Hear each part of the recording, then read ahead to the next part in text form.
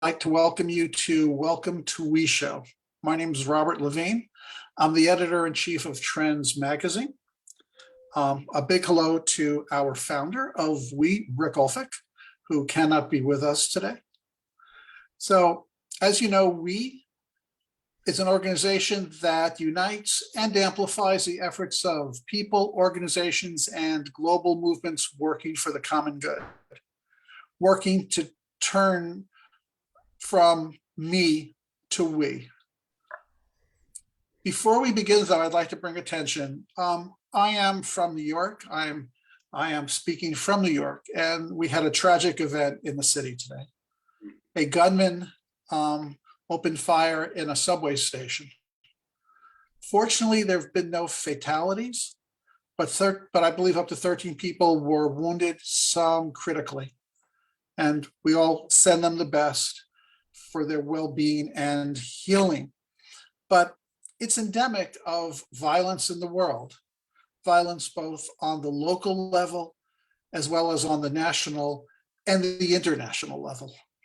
And that will lead to our first segment today. So, as we are all aware, on February 24th, Russia invaded the Ukraine. The war has been ongoing, and there have been higher and higher levels of violence and terror as the days progress. So that's why I'm very thrilled we have the two gentlemen here today who both also wrote articles for the most recent issue of Trends. Like to introduce John Raymer, as well as Jonathan Granoff, both good friends and partners of We the World. So John, I'd like to start with you, especially what's been going on in the Ukraine has been both frightening, but also very encouraging. We see the world uniting around the people of the Ukraine, and they are uniting against the government of Russia, not the people of Russia, but against the autocratic government of Vladimir Putin and his forces. So if you could speak a little bit about the wonderful things that are going on in the world, people joining together to support the people of the Ukraine. Right. This is really different. Just the sheer number of people in Ukraine who have these devices, these phones, and they have the high-speed bandwidth to record.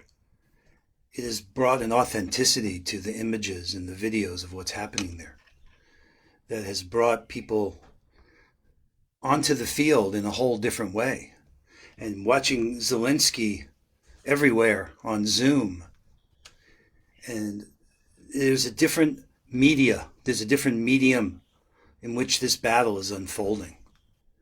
And of course, it's like it was just before it happened, still these questions about who do you believe, and these narratives and counter narratives, and the way propaganda is being used and has been used. For all of us, we have to clarify, who do we really believe here? What is going on? But we know that somebody with nuclear weapons is not happy, and for some reason concluded that the way to resolve the fears that they had were to invade Ukraine, and this is insane. We've got to stop choosing war. And the potential for us to do it at this time, I think, has never been greater, because the horror has never been more vivid. And the risks have never been greater. So it's great you got people like Jonathan here who, understand the global security issues. And he's written about, in fact, there was a piece that I'm going to show you what we've been doing, how we are trying to weave all the wisdom together. But David Stewart and Jonathan wrote a piece on Putin's nuclear risk that can't be ignored here. And I only point to Jonathan because he's brilliant and he's here right now. But there's a lot of wisdom being shared. I'm just going to show you on my screen here. As a result of the community at large, people have been posting on this. It's called a Trello board, right? Mm-hmm.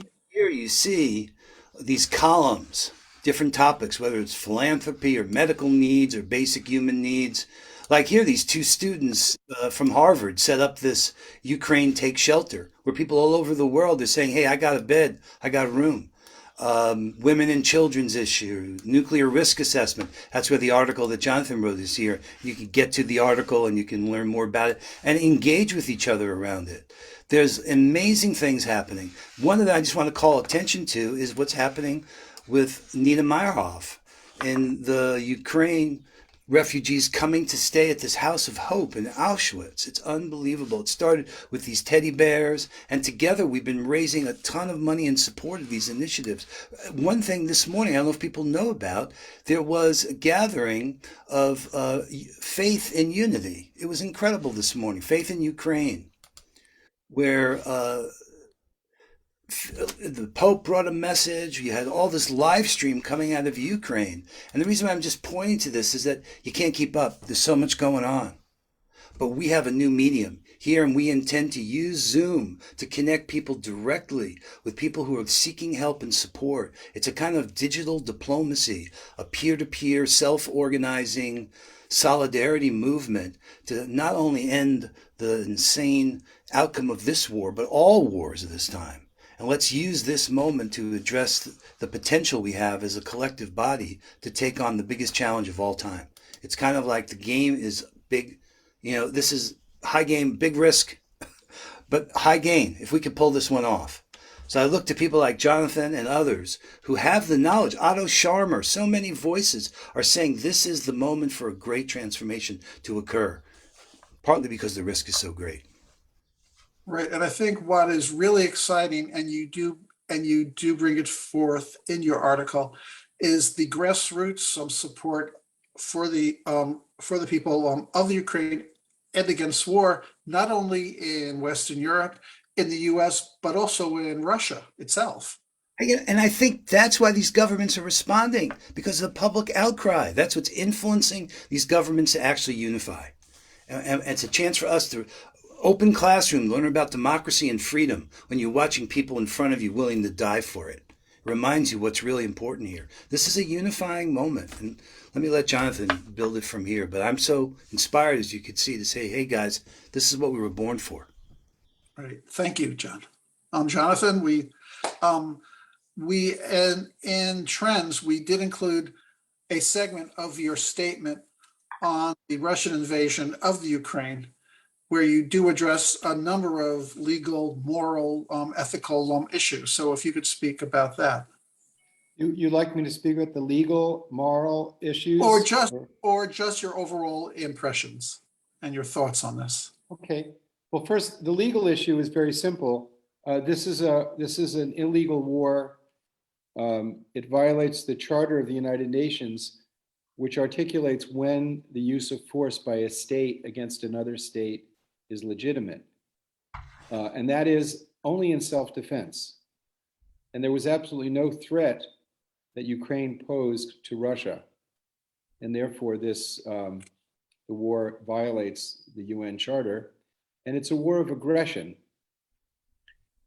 which all other crimes of war are subsumed in that. Unlike the illegal invasion of Iraq by the United States, this is there was no legal argument coherently put forward by Russia. They just decided to annex a country based on a myth. In Iraq, the United States, unknown to the public, actually wrote a brief. I think it was a pretty weak brief, but it was essentially that the invasion was to fulfill the resolution that brought us the first Gulf War, Desert Storm, which arose legitimate. It was war is a terrible institution, but it was a legal war. The first Gulf War, as you'll recall, was because Iraq had invaded Kuwait, very much the way Russia has invaded Ukraine. And in that instance, John, the world similarly rose up in unison. And there was actually a unified front. And to its credit, the United States worked in a coordinated fashion with dozens upon dozens of countries. And the whole world prosecuted that war. based on that legal basis, the United States invaded Iraq. That was the legal basis for it. In this instance, there's no legal basis whatsoever. And so it's an affront to the entire fabric of international law, which is necessary for the modern world. It's necessary for commerce, it's necessary for medicine, it's necessary for us to be able to protect the environment, it's necessary to fly airplanes anywhere in the world, it's necessary to protect intellectual property like patents. So it's much more serious than simply a normal war, which is a horrific institution. The other point I'd like to make is that there have been several horrible wars, much worse than this one, actually, much worse, that have taken place in recent times. In Syria, you have at least 350,000 people killed. In Ethiopia, in the Tigray, you have over 500,000 people killed. In Darfur, Sudan, at least 300,000 people killed. And these are countries that are in much less of a capacity for the innocent to survive. So the very fabric of these societies has been annihilated and will take years to come back. And right now, there are bombs being dropped in Yemen with made in the United States on them because of greed, we have been, and our addiction to fossil fuel, we've provided Saudi Arabia with the ability to do this. Now, what's unique about Ukraine and why it's so important? Several reasons. One is the reasoning that Putin put forward in the war, which actually began in 2014 with the invasion of Crimea, a part of Ukraine, was that there is ethnic, linguistic, and religious unity with the population of Russia. So in the first debates in the Security Council of the United Nations, the ambassador of Kenya gave a presentation that didn't get much coverage except for people that are like wonky, like myself, that look at the infrastructure of how society actually works institutionally by states, concepts that matter. And he pointed out that all the countries in Africa had their borders drawn in Europe without reference to ethnic, religious, linguistic, and cultural and tribal boundaries. So almost all the countries in Africa, in a sense, have populations in bordering countries with tribal, ethnic, religious, and cultural roots in the neighboring country. And if the principle that Russia used to invade the eastern part of Ukraine, which they're claiming should be part of them, and Crimea were to become normative, were to become the accepted practice, well, overnight, the entirety of Africa would be up in flames, as would the Middle East, where the borders there were similarly drawn without reference to tribal, religious, linguistic, cultural boundaries. The other point is that, as John pointed out, this war is very similar to the Vietnam War in that it's in people's homes. It's being covered by the media. I grew up very, very, very a sense of the presence and the horror of the Vietnam War because the mass media covered it. Similarly, because the internet, where this war is being covered, and the horror, the reality of this institution of war is in people's homes. But let me point out that before the United Nations, there was about 500 years of almost perpetual wars in Europe. That Europe is the only place where world wars began. And in the 20th century, 2 world wars began in Europe. So there's a realization in the whole world that if the fabric of Europe goes violent, it becomes a world war very quickly. Mm. And a world war in which not just nuclear weapons, and that's my expertise actually, but nuclear weapons are 1930s physics, 1940s technology. The people who design weapons have lots of horrible things sitting on shelves. Look, and they want to use them. And if there's a breakdown on the limitations of international humanitarian law, a breakdown on the civilized norms of international law, those weapons will come off the shelf. And as John points out, it's an end game. So this is a moment in which the spirit of human unity, the spirit of human security, the spirit of acknowledging the sacredness of life, the spirit that brings us the constraints of the rule of law that says you can't do some things, we won't do them. The spirit of human solidarity that crosses boundaries in religious identity and ethnic and tribal loyalties, but says we're all human. That spirit is awakening on the planet. It is the conscience of humanity is condemning this war. And the only time that people are not condemning it is when they don't know about it. So we're not only in a conflict of armies, we're in an epistemic conflict, a conflict of knowing, a conflict of information, a conflict of what's real. I believe I believe that truth always outs in the end. And that's really what's at stake here, is the truth is that without a moral condemnation, this is illegal, this is impractical, this is unsustainable, and it is striking at the very fabric of the world order. And so people of conscience, people of good spirit are stepping up, and many are now saying the institution of war is what we have to address, especially people who've looked at how we got into this, because the West, it doesn't have completely clean hands. Mm-hmm. We expanded NATO in derogation of promises that were made. We've surrounded Russia with military bases. We have not understood their psychology of victimization arising from many, many invasions. We disregarded their warnings that they were afraid. And as recently as 2007, Putin wanted Russia to join NATO. How different the world would be if instead of punching him in the stomach and pushing him back, we'd embraced him. Again, right. The qualities that make us human of embracing and understanding one another, those have to come to the forefront. And as John pointed out, there's so much evidence that it is. And we the people, we're the people that have to stand up together and affirm the power of compassion and love and caring. This is the moment. Everyone's got to grab an oar. And I'm not saying how you grab your oar, but if you go deep in your conscience, I promise you'll find one.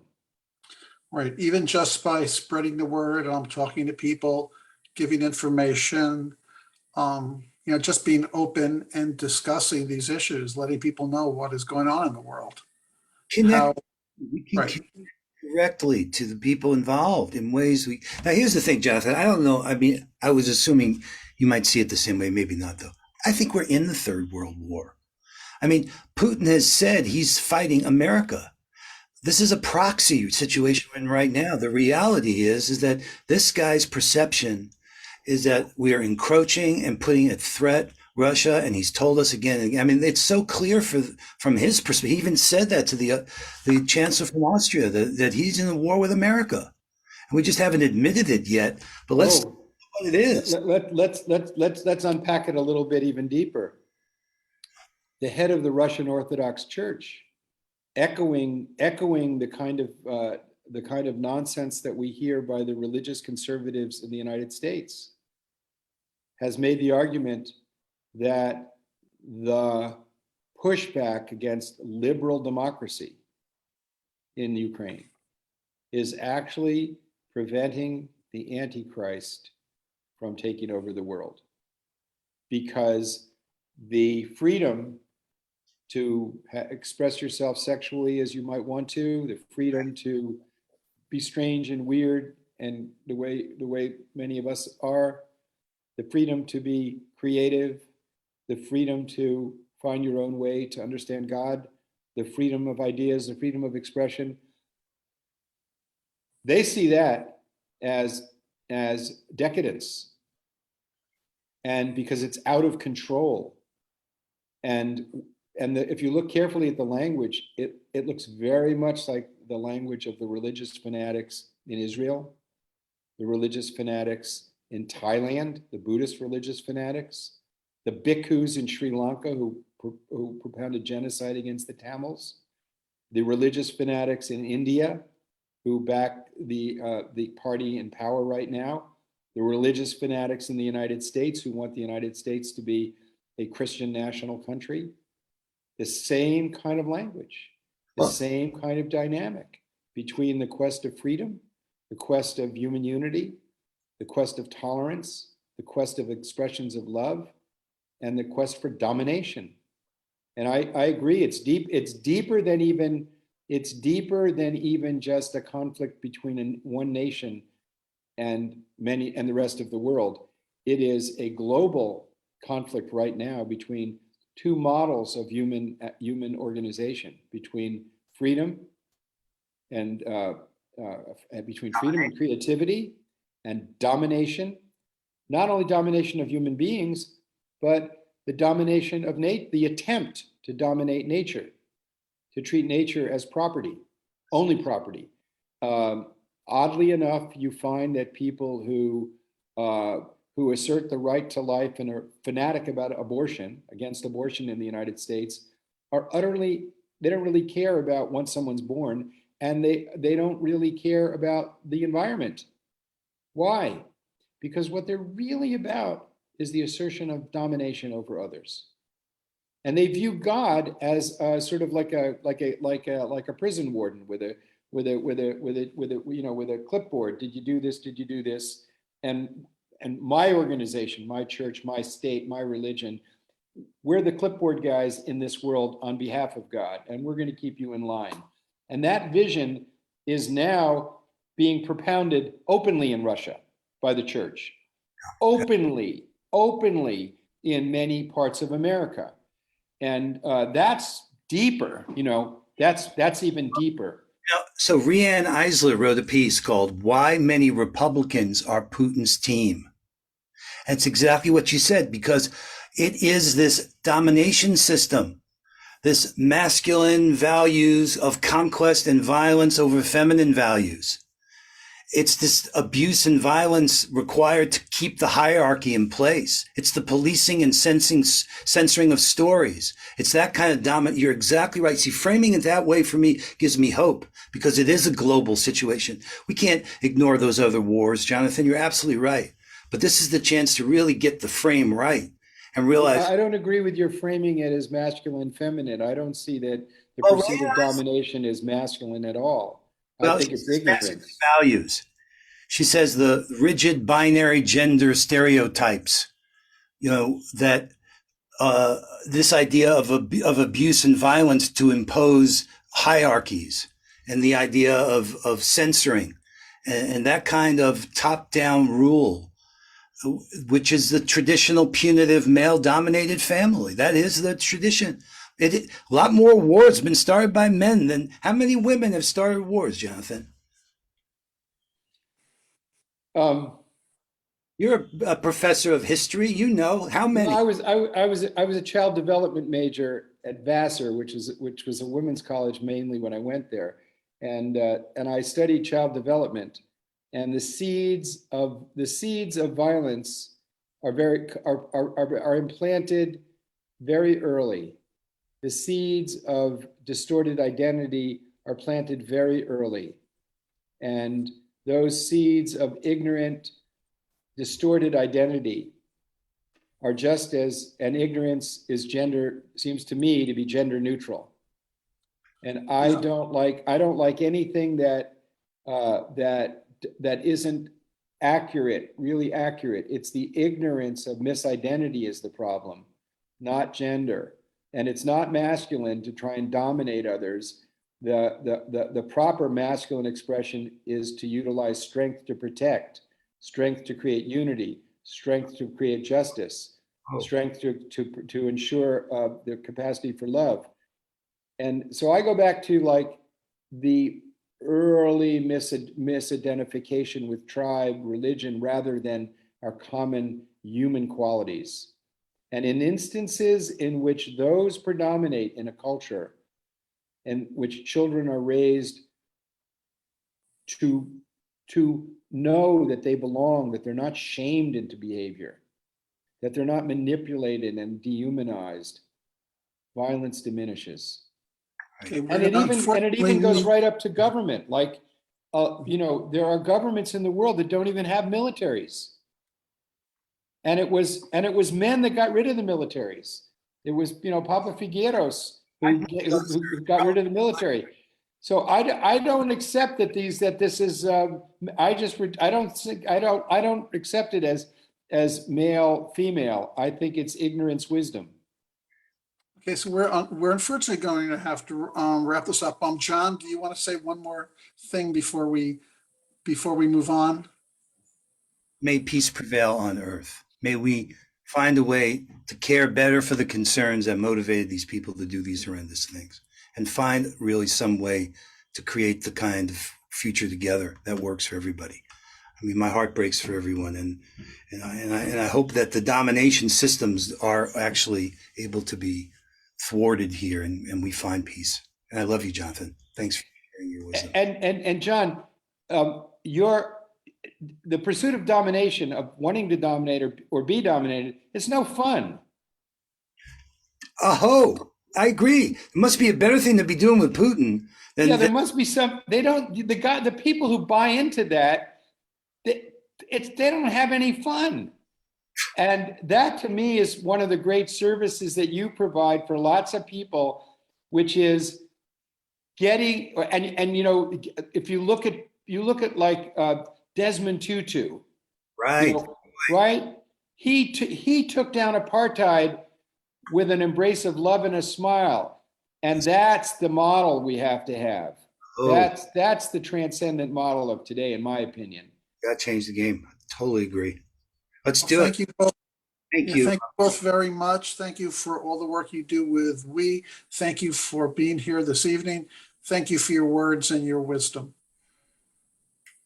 Our pleasure. Take good care. So this issue of trends, we highlighted International Women's Month as well as the month of the environment. So I'm happy tonight that we have our environmental coordinator, Sue Blythe, because one of the major issues we face is global warming, climate change, a world in crisis. And Sue is doing wonderful work at the local level, showing us that the local is indeed global. So Sue. Thank you so much, Robert. And thank you both, John and Jonathan, for setting the stage for the fun and the games and the lightness and the laughter that I want our children to grow up with as we work toward this sustainable, just, and peaceful future that we all want to see. So I'd like to invite my friends Josh Franklin and Grace Hendricks to come on, share your videos. Let me get my gallery view here. Okay, and so I am Grandma Sue Blythe, and I'm with the Climate Collaboratory and the We, which is a pilot project of We the World, and a growing network of collaborators, including the interfaith climate group. So what we're trying to do is bring a little bit of a spiritual element of unity into this whole conversation. And so what I'd like to do is share my screen and start the show. Grace and Josh are here from the Star Center Theater, and we have a little story to tell you. So welcome to the Climate Collaboratory. We're on the road to 2030, 2050, and beyond. And our friends Pacha and Paco are making a video for our collaborative storytelling adventure, and they need some help. So we're inviting people of all ages to help build a world that works for 100% of humanity and the community of life on Earth's our home. Today, our story takes us to 200 miles in space, circling the human race. Let's see what happens.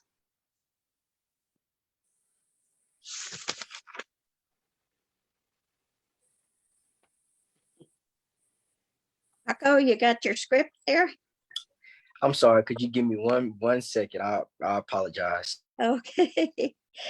Ah. So Paco is going to be making a video, and he's saying, okay, Pacha, go ahead and tell us about, show us the scene with the ocean and the mountains and the stars.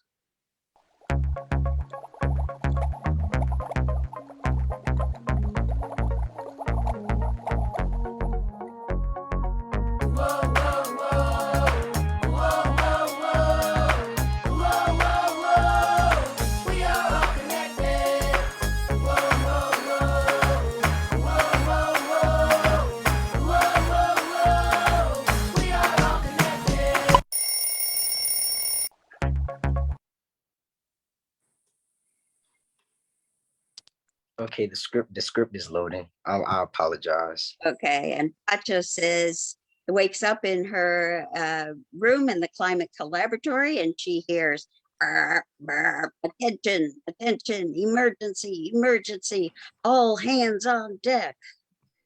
And she goes to the deck and she sees all these screens on the on, on the main deck, and it's code red for humanity, and the earth is getting way too warm. It's going up to 3.6 degrees.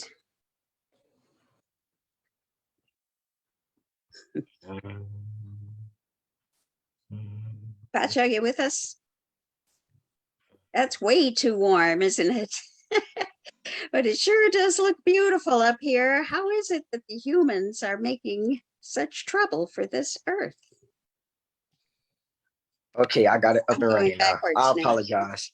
Okay. Okay, No, can you take us to the code red for humanity? yes, ma'am. I apologize.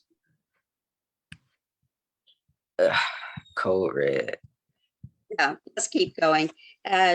Grace, are you with us for the breathing in and breathing out? Yeah. Okay. Attention, attention. Now, It's code red for humanity. Josh, well, let's go back. Okay, go ahead. From right there. Go ahead. Yep, Okay. right there. Attention, attention. It's code red for humanity. The planet is getting way too warm. And we need a scene right here.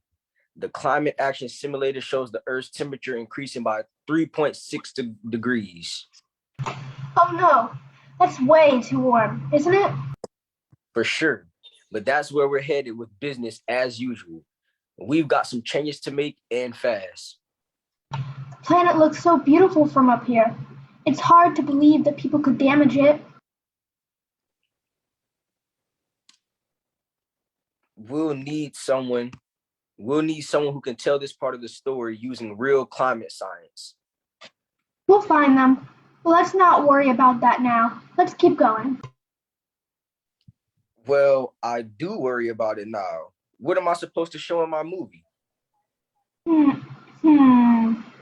I don't know. Let me ask Born in a Cloud. She'll know. Born in a cloud? The wise grandmother. I talk to her all the time.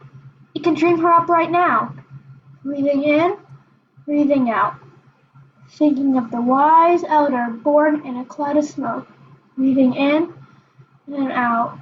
Feeling your heart warming, bringing her close on the web of love. Breathing in and out. Though we can't see or hear her, she speaks to us clearly so we know. What do you mean we can't see or hear her? We have to see and hear her for our movie. Well, all right. For starters, we'll bring her in so we can all see and hear her. Sooner or later, though, she has to become that small, still voice we all have within us. Fine, but you know me. I have to see it to believe it. So show me now. Ready? Born in a cloud, take 2. Breathing in, breathing out. Thinking of the wise elder born in a cloud of smoke. Breathing in and out. Feeling the heart warm, bringing her close on the web of love.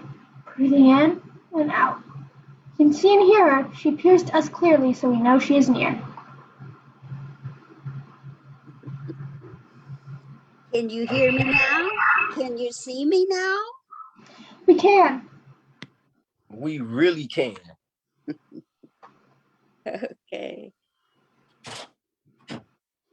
And I'm sorry, I don't have my script in front, so I'm going to stop there. And we are going to say, sorry, folks, we're still in rehearsal, but we are getting there. And thank you, Josh and Grace, for being with us and helping with this show. So what I want to do is just say, what are your feelings? Let me pull this up, sorry.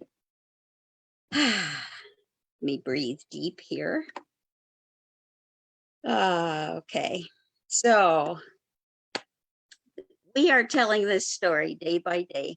In Climate Collaboratory, the musical, we're telling the story of how we come to live together as one human family and one Earth community with a common destiny. And so Josh and Grace are here from the Star Center Theater. And Grace, you and your generation are growing up in a changing climate. And what does that mean to you? Well, what it means to me is basically, for me, the weather is changing a lot. There are a lot more storms, and it was 80 degrees in the middle of winter, and it's also affecting food supply in many ways. Yeah. And Josh, when you think about what's happening to all the living things on our planet, what do you feel and what do you want to do? When I think about all the living things on our planet, first thing that comes to mind is deforestation and how it's a lot of trees that are being cut down for buildings and factories, and it's taken away from the natural habitat of wildlife. And not only that, it's also shortening our supply of oxygen because we get our oxygen from trees. So I feel like what we could do is plant more trees, or at least try to limit the amount of trees that are being cut down. Awesome. And so we are living in a time of change. And we're here in Alachua County, Florida, where our city and our county have both declared a climate emergency.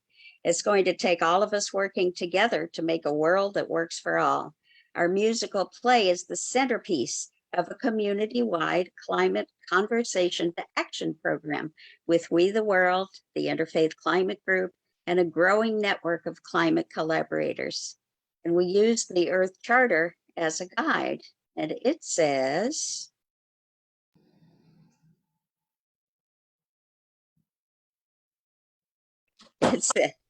every individual, family, organization, and community has a vital role to play. The arts, sciences, religions, educational institutions, media, businesses, non-governmental organizations, and governments are all called to offer creative leadership. And the partnership of government, civil society, and business is essential for effective governments. So that's what we're trying to do, is bring all those people together and ask, what can we do together that we can't do on our own? Some say it'll take a miracle to make the changes we need. I believe in the power of unity, and I know plenty of adults and elders who are here to help make these young people and their generation to make the change they want to see in the world. So Grace, I wonder, what would you say to other kids your age about taking part in this change? Well, so some kids my age, even if they don't have a lot of time, like they're busy with schoolwork or clubs or all of that, there are a lot of small things you can do that make a big difference, such as using less plastic or less water and even turning off the lights when no one's in the room. Good. And how about you, Josh? What would you say to other kids your age? Me personally, I feel like I would tell other kids my age to I feel like I would tell them to, the usual recyclables, trash, but also to not litter. Because I know a lot of times if they don't see somebody around, they'll just decide, oh, I'm just gonna throw it on the ground real quick. Nobody's gonna know. So I encourage them not to litter. And if they see somebody littering or if they see trash on the ground, I would encourage them to pick it up, not just let it stay there. Okay, thanks. So tell me, you're both with the Star Center Theater, and I wonder if you can share some of your thoughts about how it is for you as a theater person to try to tell this story. Josh? I actually like talking about this. Me being a theater person, being able to tell this, I feel like me personally, I feel like we could get the I really don't know the word to say it, but we could get the point across better because we could do it in a theatrical version, which would cause more people to come, show up. Obviously we won't like just have it like completely informative. It'll also be some funny parts in it. So you want to draw the listeners in. So I feel like me being a theatrical person, I feel like we could, being in the theater, you could gather more people together and they will be more receptive to the information because it's in the form of a play. Okay. And how about you, Grace? Really, what I was going to say is a lot what Josh said. Like, when it's in the form of a play, people might enjoy it, they might listen more, and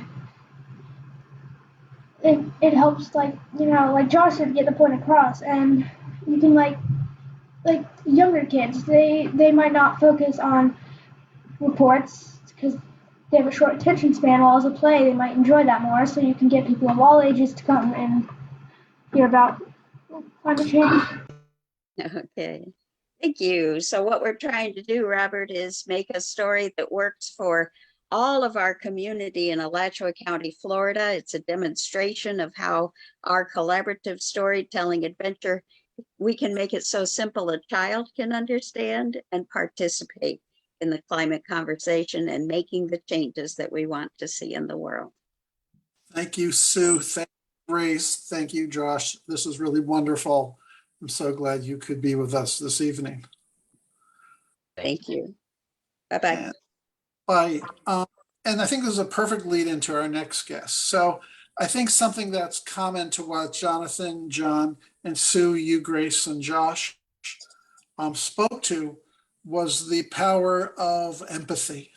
Empathy to help us understand our relation to each other on a global level. In the case of the war, not only in the Ukraine, but to war and issues of justice throughout the world, as well as the climate, how it's impacting us and each other. So it's the power of empathy that's especially comes through when one acts. Just as a confession, I'm also an actor. And one way I come to really understand where another person's coming from is if you become them, if you act in their place, if you take on that role.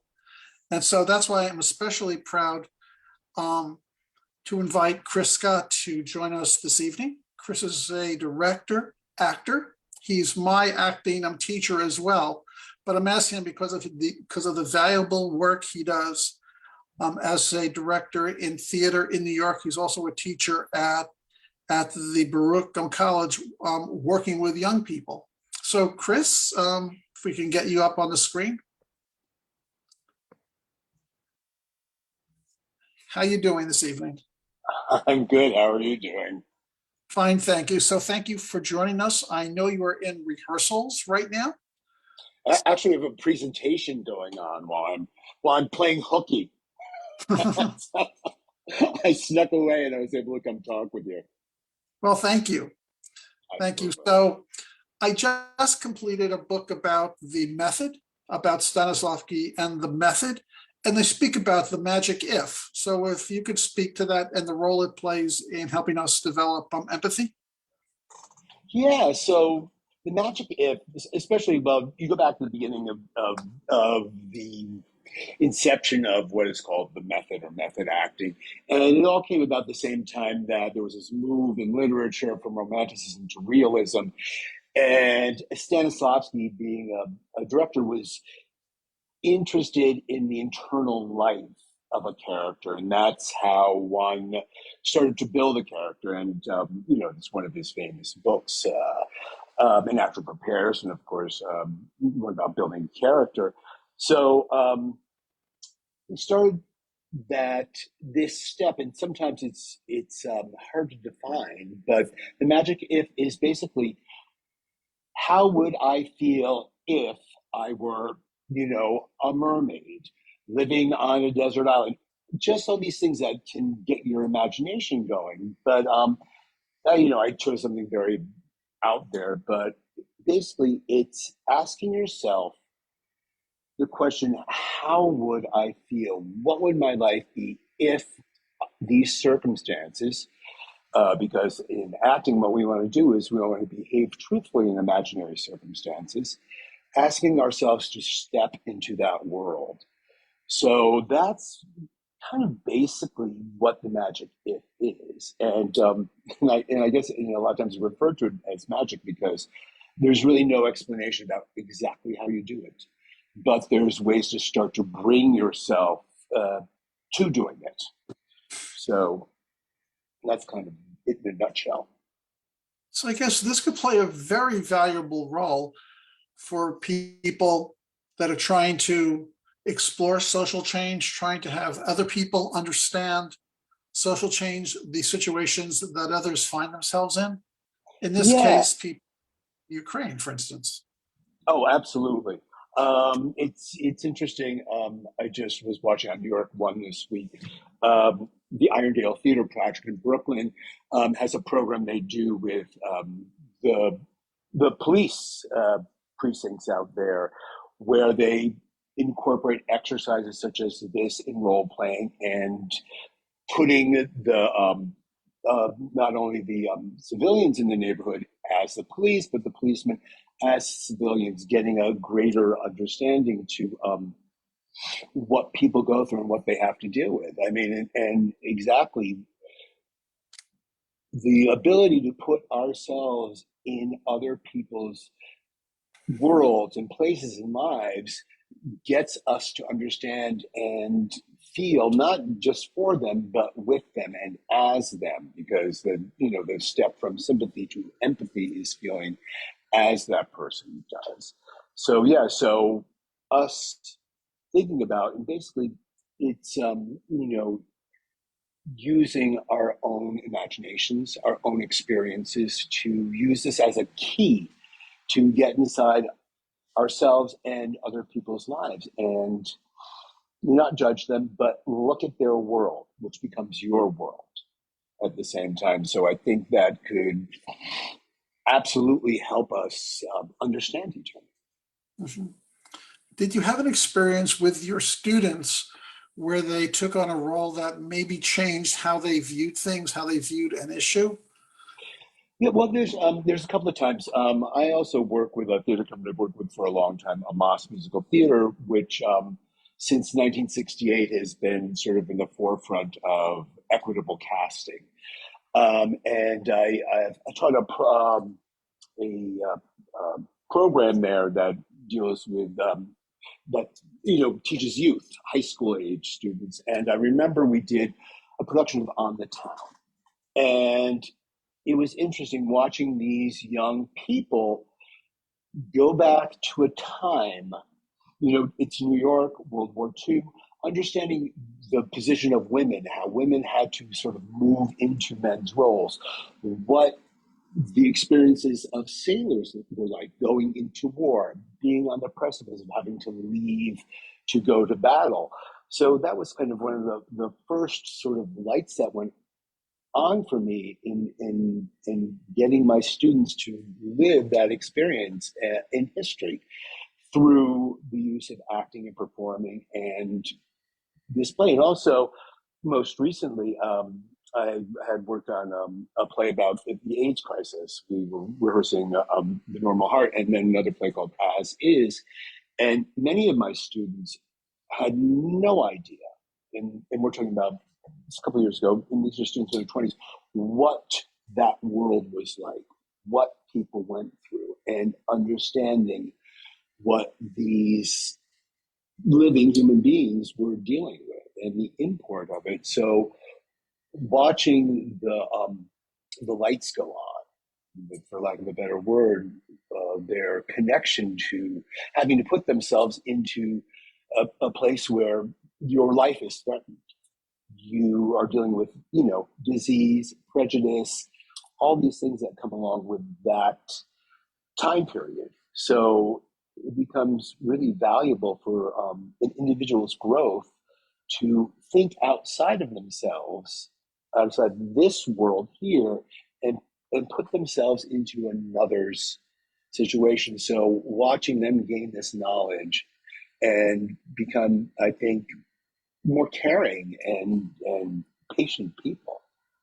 Right. So it gives them an opportunity to really examine their own humanity in a sense. Absolutely, absolutely. And that's the thing that that I emphasize when we're working, and it's to look at yourself first of all, warts and all, everything. You just don't have to concentrate on what's good. You have to accept what your flaws are as well, and that way you can look at people as these beautifully imperfect things, as I always like to say, because that's what makes us all individuals, are these slight imperfections and different things that come from our shared and individual experiences. Right. And maybe even we start to understand what we have in common, basically.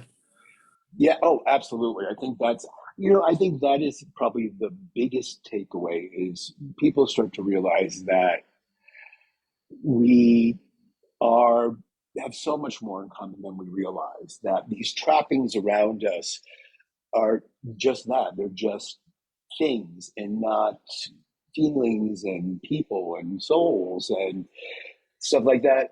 I read somewhere where, I don't remember who said it, but our emotions, even back, through the centuries, emotions really stay the same. It's the technology around us that changes. So we do, realize that we do have more in common when we start to take away the outer trappings and bring it down to basically who we are. Who am I? What do I know about this situation? What can I understand here? And that's a key into understanding more about someone else's life.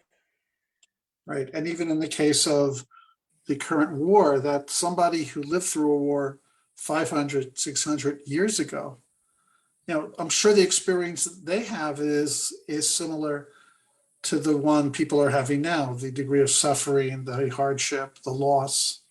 Oh, absolutely. Absolutely. You suddenly realize that hurt, anger, fear, all these things, joy is the same, but especially when we're talking about the war, any kind of war, there is uncertainty, which leads to fear and the unknown.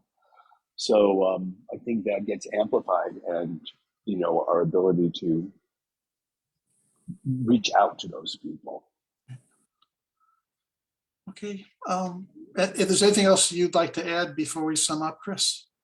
No, I think it's an amazing tool, and when I work on it, it's interesting that a lot of it when we do some of these exercises, students say, "Oh, a lot of this is like meditation," and in some ways it is, because you start to peel away tension and things that are holding you in and let you relax and concentrate, so you're able to willingly go into another person's situation. So I think these are really useful tools that if we take our time and slow down and give a moment to understand other people, I think put ourselves there, it would help us a great deal. And I've watched it change people.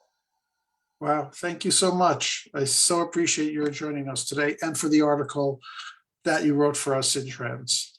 Absolutely. Thank you for having me, and thank you for asking me to write it. Really enjoyed it. Okay, thanks and have a good evening. All right, you too. Take care. So I just want to, bring an end to the show. I want to thank everyone, to thank Jonathan, John, Sue. I know that Grace left, but to thank Grace, Josh, and Chris. And of course, as always, to thank Angel Fullerton, who is our producer, who basically handles the tech, who helps us make things move along very smoothly. Angel, a big thank you.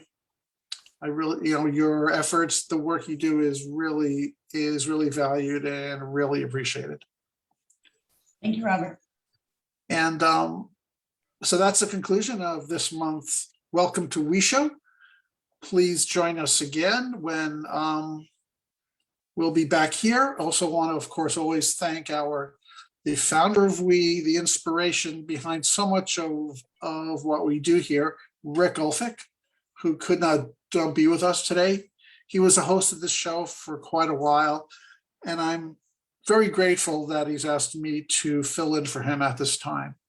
So I want to thank you all, thinking of the people in the Ukraine, of the people that are refugees from climate change, the people that are right now going through a horrible experience in the subways of New York after that horrific event, but also to think of the positive work people like Jonathan, John, Sue, Chris are doing to really make this a much better world. So I want to thank everyone and to wish you a good night.